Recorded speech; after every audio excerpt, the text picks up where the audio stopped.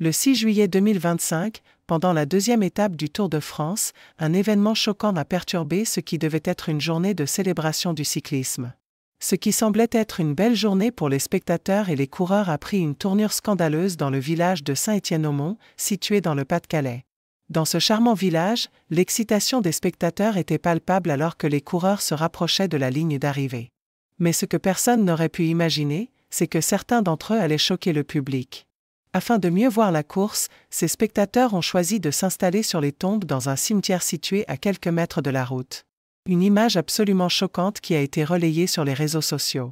Sur les images, on pouvait voir des gens confortablement installés, certains assis sur les tombes et d'autres posant leurs pieds sur les stèles funéraires, comme s'il s'agissait d'un balcon VIP.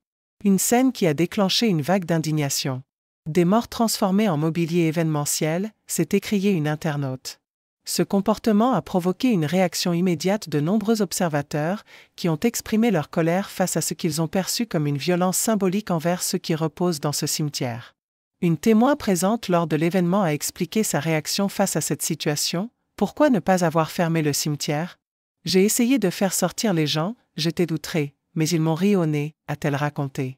Son témoignage montre à quel point la situation était insupportable pour ceux qui avaient un minimum de respect pour le lieu. Malgré ses efforts pour calmer les spectateurs, aucune action n'a été prise immédiatement.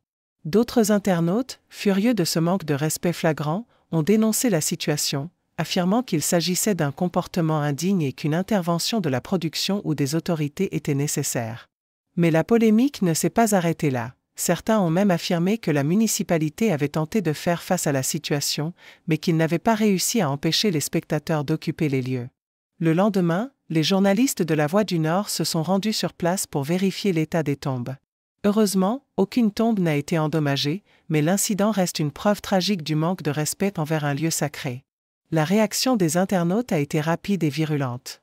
Beaucoup ont exprimé leur frustration face à ce genre de comportement, se demandant pourquoi une telle situation avait pu se produire.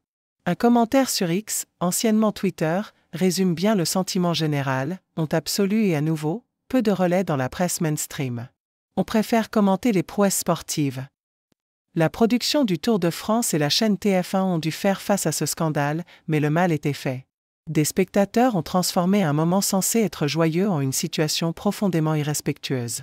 Une leçon douloureuse sur les limites du respect pour les lieux et les traditions, qui pourrait mettre en lumière les failles dans la gestion de l'événement.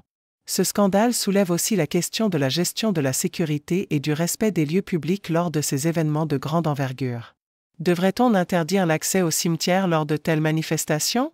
Les spectateurs doivent-ils être sensibilisés à l'impact de leurs actions sur les autres et sur l'histoire ?